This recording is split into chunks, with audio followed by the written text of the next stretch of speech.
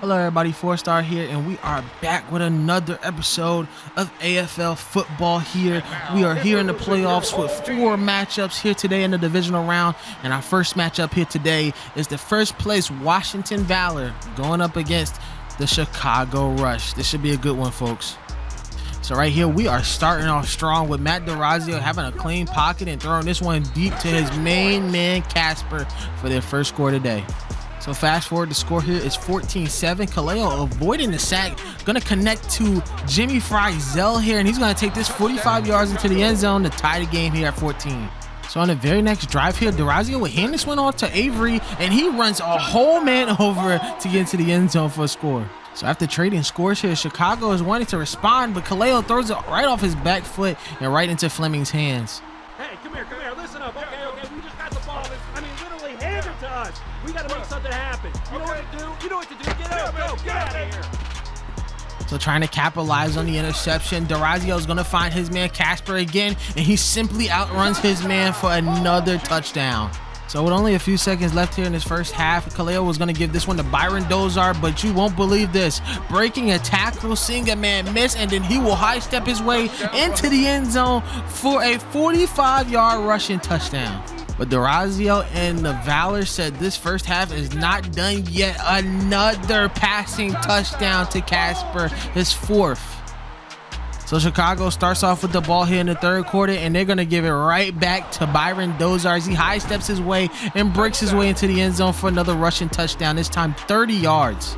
So watch this sequence of events here. DeRazio dropping back here, going to try to throw the ball, but it's going to be called the fumble. Surtain picks it up. It's a fumble.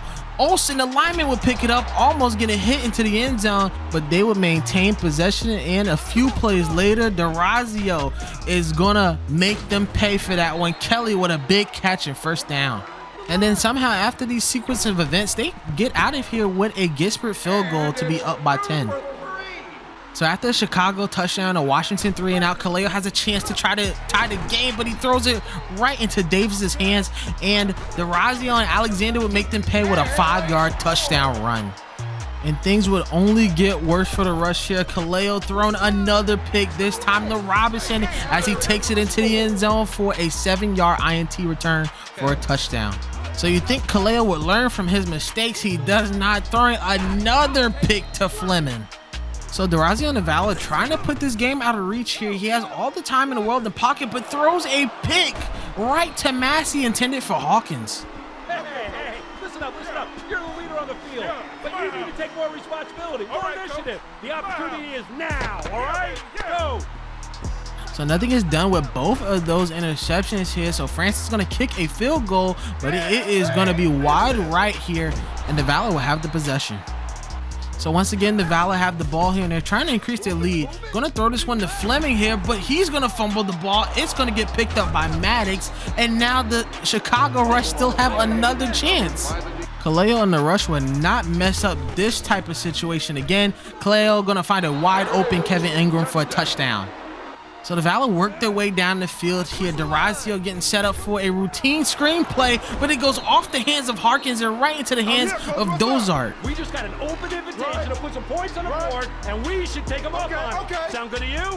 So now with 38 seconds on the clock, Kaleo going to throw this quick strike right to Ingram for a touchdown to make it a 3-point game. Oh yeah, got his hands, got the line foot. Wow.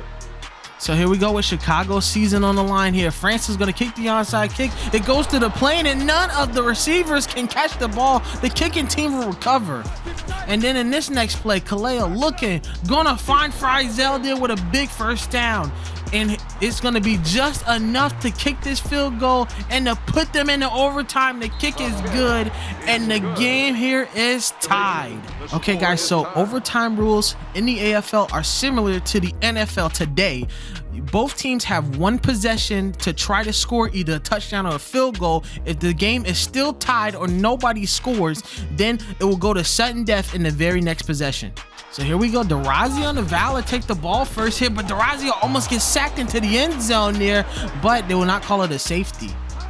So a couple plays later here, DeRazio in his own end zone, but gets the big first down from Casper. A few plays later, DeRazio's here on a 3rd down, dropping back, but he's going to get smothered and it's going to be a sack for 4th down. So they're going to try this lengthy field goal attempt here, but it's going to be way off here. And it's going to be no good, and it is going to be Chicago's ball here, but Ingram can't take it out. It's going to be a touchback. So here we go, Kaleo, a few plays later, gonna get a nice catch from Friesdale here to set up the field goal, but can they make it here? Score tied up at 59. This field goal will send them into the 2nd round, into the conference championship game, but it is gonna be wide right as well. So now the next possession will be sudden death. But this is where Chicago's defense rears up here. DeRazio taking a hit there, but I don't know if you heard the noise of the linebacker outside the box, but that play will not count. And DeRazio would make them pay another floater right to Casper for the 5th touchdown for them tonight, and that would be the end of the game. The Valor win in overtime 66-59, and they will advance to the American Conference Championship game. All right, guys, so for our next game here, we have another 1v4 matchup here as the 1st-ranked Predators are going to take on their rivals in the Jacksonville Sharks. So Raymond Filio and the Sharks will start off with the ball here, and he would turn the ball over there by Nix. It would only result in a field goal. So they would get the ball after the field goal here. Filio throwing this one right to James, and this one will result in an INT return for a touchdown.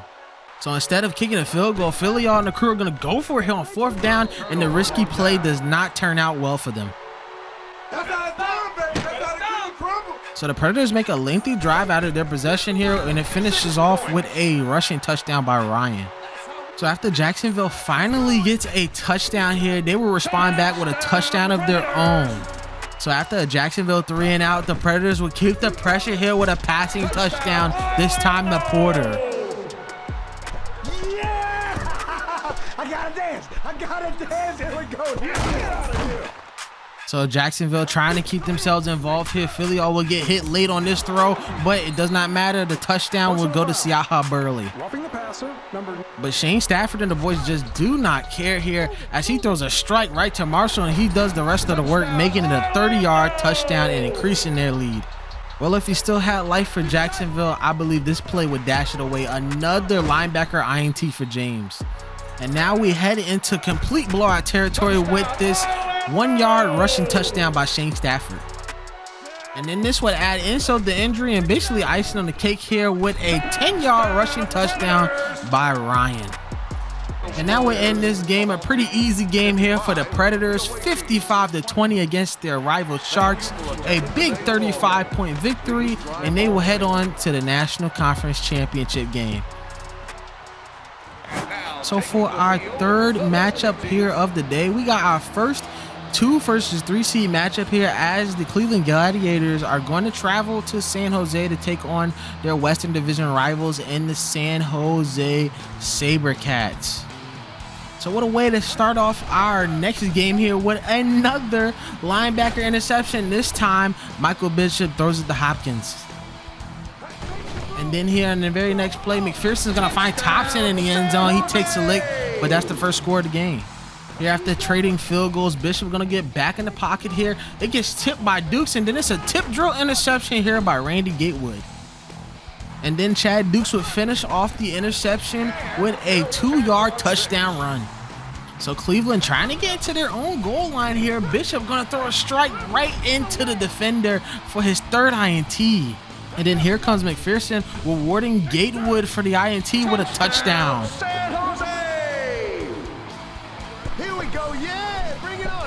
See, I can dance too! Yeah! Stay all football players! Stay there!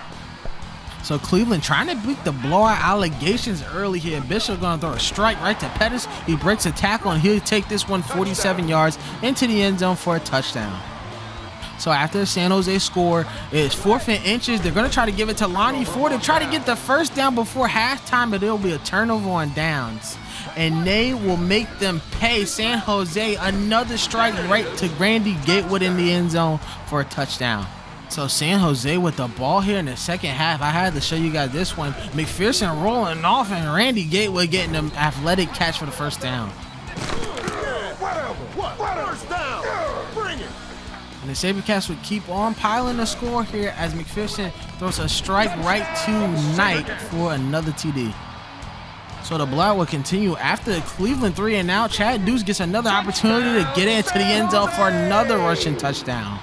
Here with 5 seconds left in the third, if the game wasn't over with already, it's over with now. Nystrom picks up the strip sack and takes it into the end zone for another touchdown. Thank you. You know who's the best? Me. Yeah. Oh yeah, come here, give me some. Yeah. So at the end of this one was a rout. San Jose destroys Cleveland by 53 points. 73-20 was the final score, and San Jose will cruise themselves right into the American Conference Championship game against Washington. All right, guys, for our last matchup of the day, we have the scrappy New York Dragons, who is going to be getting their quarterback back, Aaron Garcia, and they're going to be taking on the seemingly at first unstoppable VooDoo. Can't wait to see how this one goes out. This one is a sim game, so let's see how it fares. So the New York Dragons start off the game quick here with a strike from Garcia right to Shepard as he breaks his way into the end zone for a 37-yard touchdown. So New Orleans has their possession here, and for the fourth time today, we're going to have another linebacker interception. This time for McKenzie, it would only end up with 3 points. So the Dragons have the ball here after the 3 and out. Garcia throwing another strike, this time to Cosmo De Mateo for another score. So after yet another New Orleans 3 and out, Garcia throws a floater right to McKenzie to make it a 24-point game. So a couple of drives later, Grebe will finally find Robinson in the end zone for their first touchdown of the day. So New York here is going to receive the kickoff after the touchdown, and Giddens gets the ball bounced off his head, and it will be recovered by the kicking team. So Grebe trying to take full advantage of this turnover here, but he turns the ball over himself, this time with an interception to Jackson. But up by 2 scores here, Garcia's going to go for it on 4th down, but he runs right into the defender, and it's going to be a turnover on downs. So with that turnover on downs, they're going to take advantage of that with a touchdown. And now, just like that, the VooDoo are right back in it. And talking about swinging a pendulum here, Aaron Garcia going to throw this one right into Leverson's hands for a big INT. So Grebe and the VooDoo now with the game in their hands, going to throw a floater right to Robinson, but it will be called back for a holding. So after that unfortunate penalty, Dotson will kick this right through the uprights to make it a 4-point game.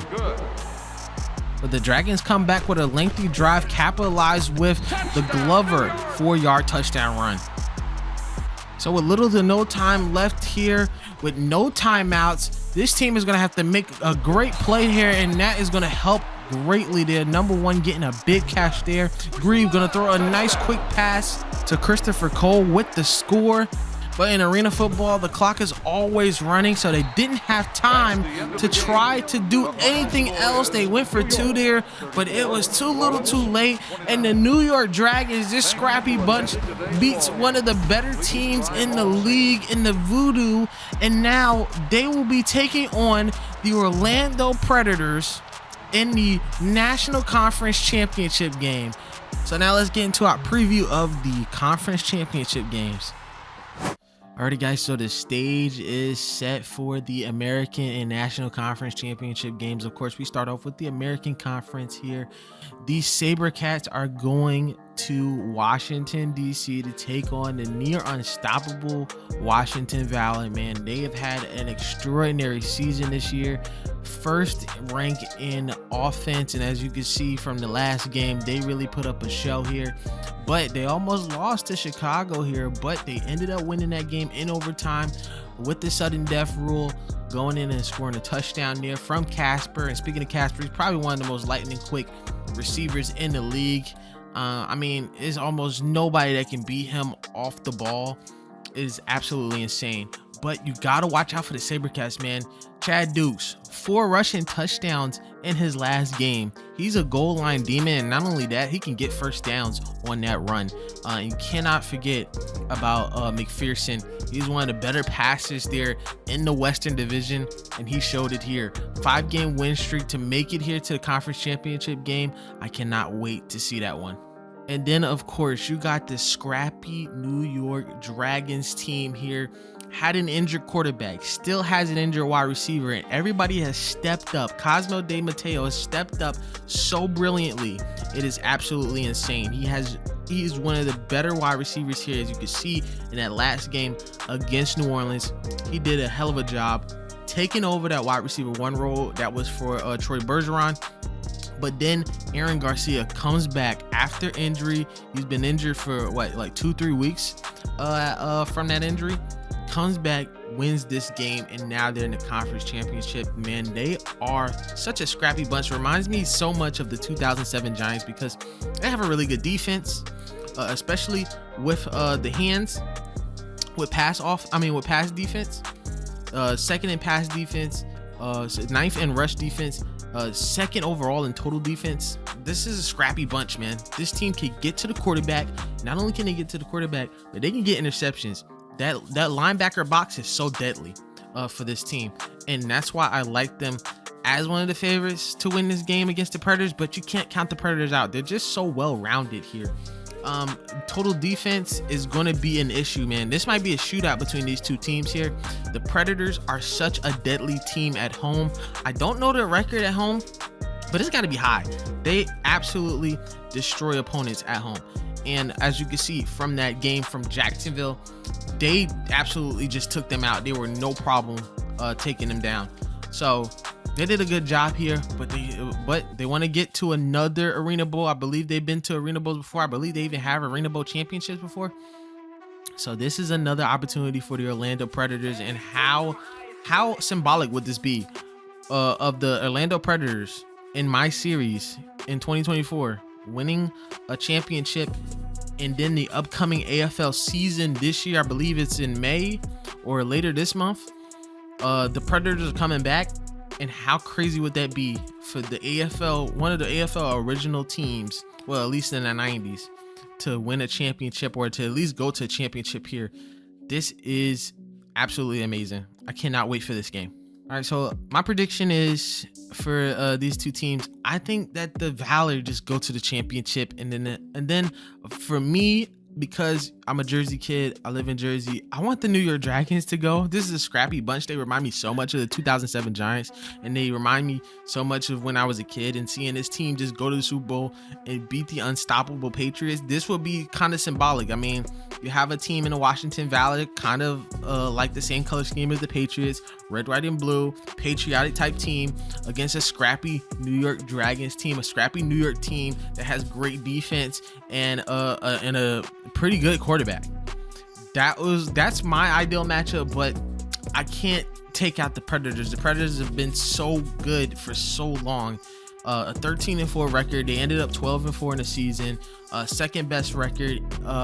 They came out of the most competitive division, the South Division, which is insane. So that's my prediction. Realistic me, Predators and Valor. But the kid in me want the Dragons and the Valor. Not saying that the SabreCats are not good. Of course, they got Chad Dukes. He's one of the best two-way players. I guess in AFL history. I mean, if you go back in time, he's one of the best two-way players, period. But this is amazing. I can't wait for this. We're going to go into the conference championships and then go right to the Arena Bowl for the next episode. Thank you guys so much for watching. Like and subscribe, and tell me what you want to see in this next video. Did you guys like the simulation of New York and the VooDoo? I thought it was kind of boring. I do score a lot more as I play one of the teams. I do like several coin flips to see which team I'm going to play as, but that's all up to you guys. Do you guys want to see the sim? Do you guys want to see me play as one of the teams here? And I keep it completely unbiased here. I just do coin flips, and tails is away, home, heads is home, and I just do it like that. I've been doing like that ever since I started the series. But just tell me what you guys think, and we'll do it. But thank you guys so much. Like and subscribe, and we'll see you guys in the Arena Bowl.